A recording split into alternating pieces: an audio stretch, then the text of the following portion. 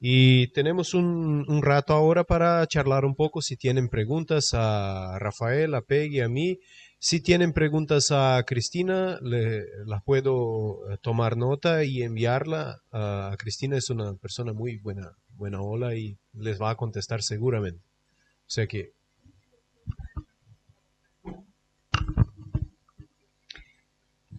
Eh, Rafael, a mí me interesó mucho tu trabajo. Me llevó un poco a unos años atrás cuando trabajamos con maíces aquí, bueno, en Salta. Y te quería, bueno, tenía varias cosas, pero para hacerla corta, uno de los factores que nosotros sospechamos que está afectando la conservación por cambios en el manejo allá en Salta, allá es muy común, era muy común, una práctica que se llama minga, donde la gente se organiza y un día cultiva todo lo de un vecino, al día siguiente el de otro y así, ¿no? O a la semana. Y así con eso también hacen la yerra, con eso también hacen la construcción de sus casas y eso. Y se volvió, eso se está perdiendo vigencia. Entonces ellos nos contaron que por ahí la mezcla de variedades tiene que ver con eh, que el mismo productor está quizás 15 días cultivando en predios chiquitos y entonces la asincronía que tienen los distintos tipos de maíces se junta, porque la de ciclo corto quizás queda después de la de ciclo largo y terminan estando todas fértiles en simultáneo, porque por separación geográfica era inexplicable que no haya mezclas, ¿verdad? Porque estaban muy cerca y el viento hace lo que quiere. Yo no sé si ustedes tienen algún trabajo que haya estudiado eso o avale eso. Por un lado esa pregunta. Y por otro lado a mí siempre me torturó mucho lo que hace el Banco de Germoplasma con las variedades criollas. En Pergamino, supongo que después lo hicieron, pero en algún momento cuando habíamos colectado nosotros depositamos todo ahí y Pergamino estaba llevando las variedades de Salta, de la Yunga, ni descriptas todavía, a España. Entonces yo hice toda una movida preguntando porque entendía que yo podía ceder la custodia, pero no la propiedad es de las comunidades. Entonces Pergamino sacó una reglamentación donde por 2 años dejaba a esos cultivares eh, intocables y luego los volvía de manejo común, salvo que las comunidades manifiesten su voluntad de que siga siendo intocable y paguen el mantenimiento de eso. O sea, fue como para... Y me preocupa un montón porque nosotros suscribimos a Nagoya, bueno, a todas estas cosas que se supone que hay. Bueno, y ahora peor todavía porque con la nueva ley de semillas eh, es imposible que sean ostentor de las semillas con las reglas que pusieron y entonces... Y bueno, como ustedes están activamente y trabajan con banco, me parece que es, y son sensibles a la etnobiología, me parece que es una de las grandes luchas que deben estar librando o deberían, por lo menos. Eso.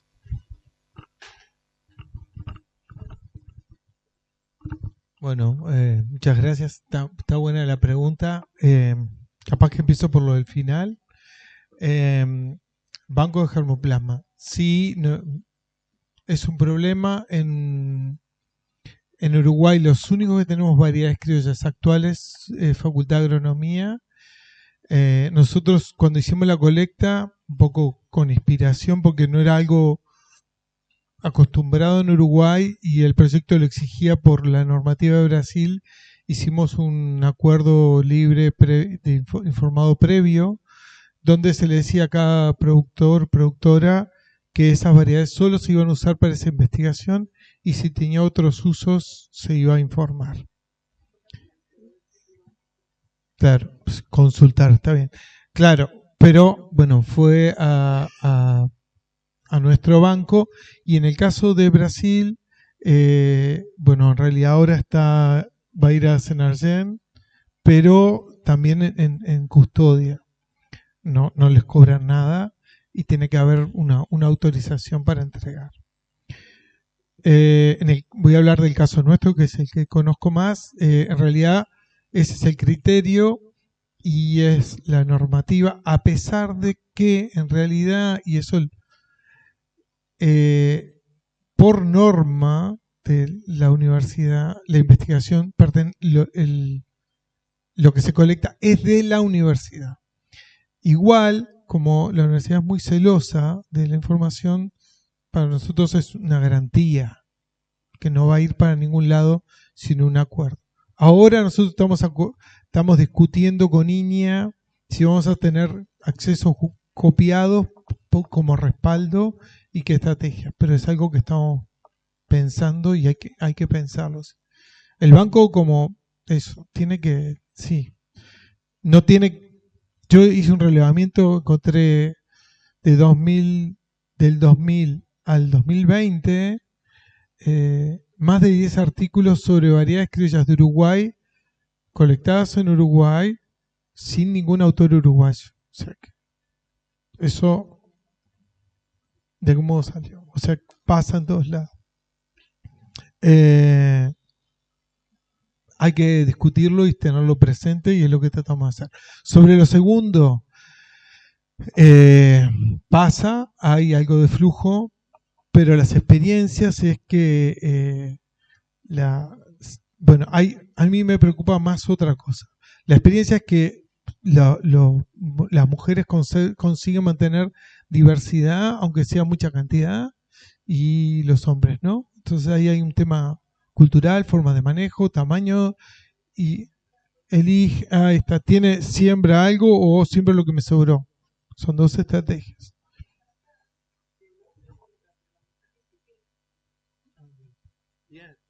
Es un buen negocio. Sí, sí. Esa es una buena estrategia. A mí lo que me preocupa, por lo menos me gustaría reflexionar, es sobre la neoruralidad y el traer variedades de otros lados. Últimamente, y además, sobre todo el año pasado y el otro que estaba muy barato viajar a Argentina, aparecían en la feria de semillas del norte y todo. No me preocupa que sea la genética, la verdad, no me importa. Si se cruza, que se cruce y los alelos que se salvan. Listo. Pero me preocupa que la señora o el señor viene y dice, este sí es ancestral, porque este es andino. Entonces, en realidad, lo que le está diciendo al productor que hace 80 años que guarda el maíz de su familia, no sirve para nada. Esto que lo compré en un mercado para turistas, no sé, en los Andes, es mucho más valioso. Eso me preocupa por esa desvalorización, y ese flujo sí puede tener un problema. Lo mismo que pasaba con lo del maní. También es más un efecto de inculturación, me parece. Y después, mientras la variedad siga teniendo el uso que tenía, la selección siempre va a hacer que se mantenga y las personas identifiquen la raza. Y si gana alelos, bienvenidos. Yo, por ahora, como dijo una productora, esto es un caos polínico. Y está.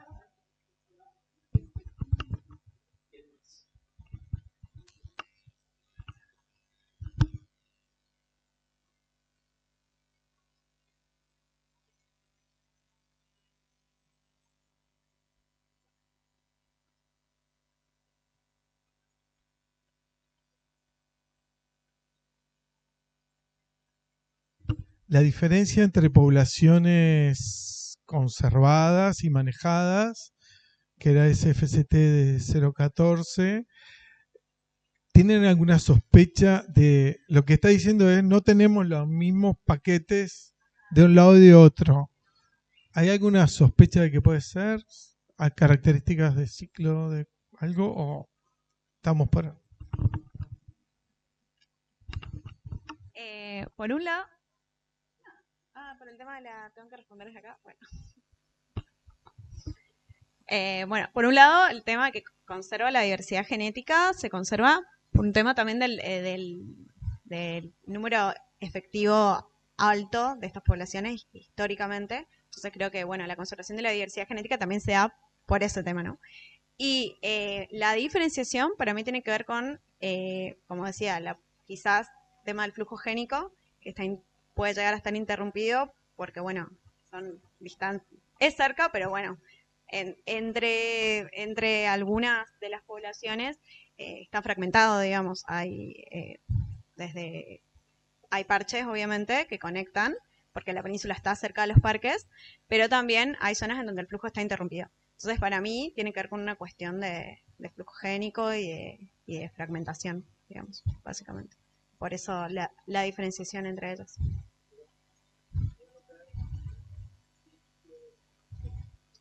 En ciclos, bueno, sí, también un poco, más o menos, porque yo también estuve evaluando productividad de frutos. Y también me hizo acordarle lo que vos dijiste de la sequía, por ejemplo. El palmito es una especie que también en estos últimos años repercutió mucho el tema de la sequía acá desde el 2020, 2021, 2022, 2023. Hubo una sequía fuerte y eso hizo que la productividad de frutos bajó muchísimo. Pero vimos que, por ejemplo, en el Parque Nacional Iguazú no afectó tanto como en la península de Andresito. Y también lo que vimos es que estaban un poco desincronizados. O sea, en la península a veces la maduración de los frutos se da antes que en el parque. Así que bueno, eso también puede llegar a ser una cuestión fenológica de las flores, digamos, que las del parque, digamos, florezcan. En realidad primero florezcan las de la península y bueno, las del parque. También eso puede ser. Así que bueno. ¿Querés?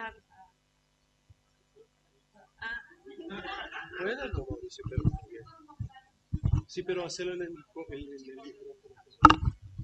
No, que es medio raro porque en realidad en Iguazú, sobre todo, uno ya ve que en zonas del mismo parque vos tenés una desincronización en la floración y fructificación. O sea, hay como microclimas que generan como una variación, un gradiente.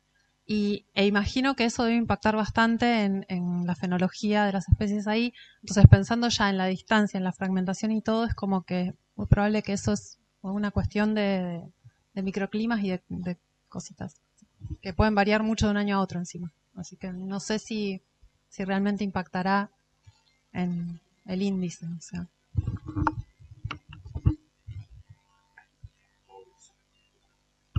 Bueno, Peggy, muy buena tu presentación. Aprovechando la pregunta, en algún momento mostraste una diferenciación que es par a par por las poblaciones y comentaste que las tres del parque son más semejantes o menos distintas y las tres de las manejadas son un poco más distintas. Entonces yo te pregunto si esta diferencia no está por el tema de las formas de manejo, las formas de conducción. Entonces, quizás pienso que esto es un camino muy interesante y que para mí tus datos, como presentaste ahí, me apuntan para ahí. ¿Alguien más? Bien, se supone que tengo que hacer un síntesis ahora. Yo voy a intentar hacerla corta porque si no, no es una síntesis. Pero, bien, el tema es que este simposio se volvió más abrangente de lo que yo esperaba en el comienzo.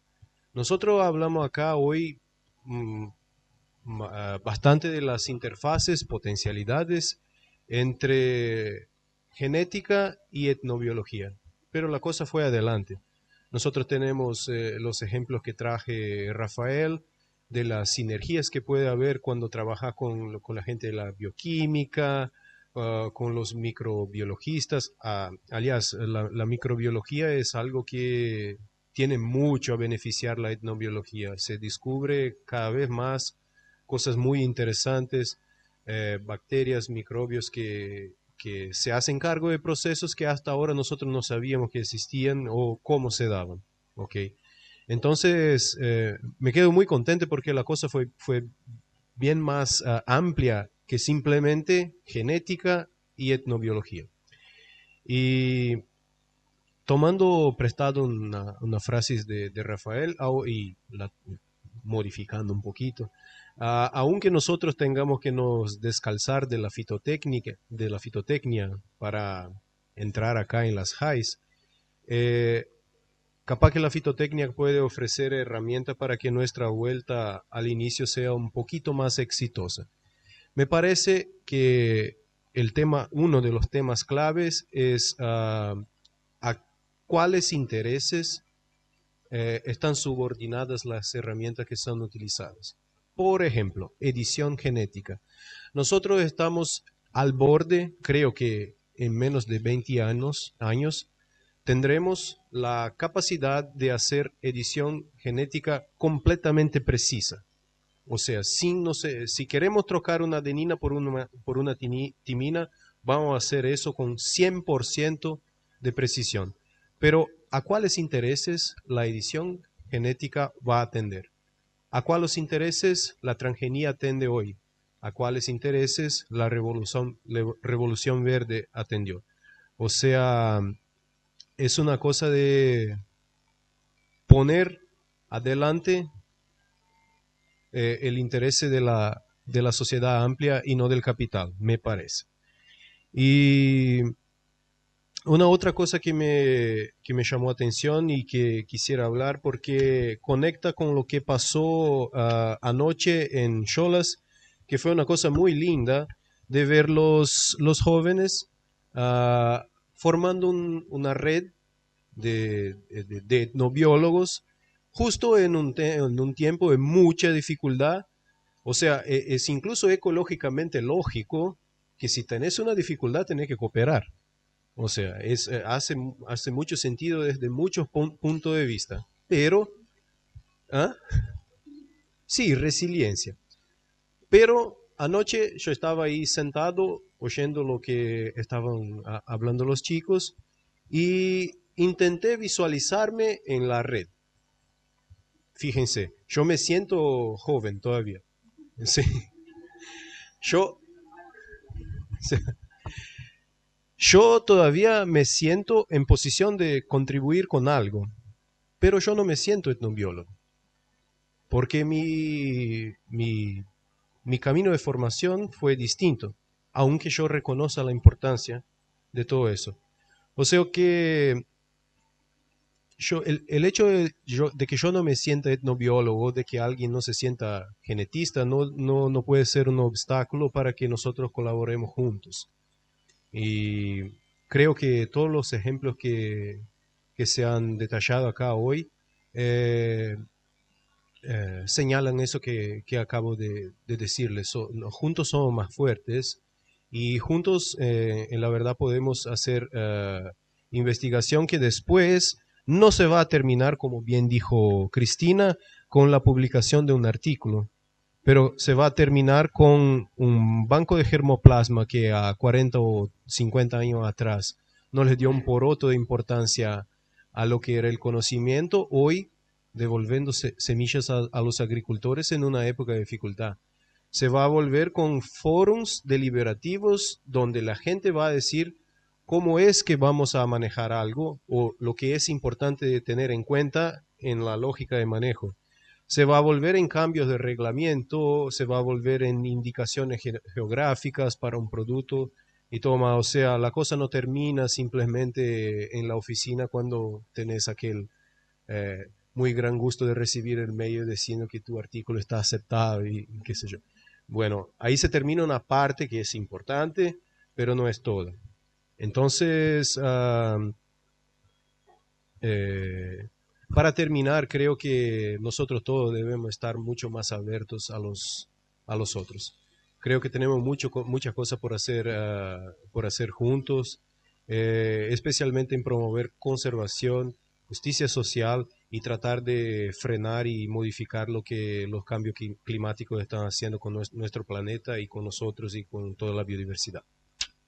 ¿Ok?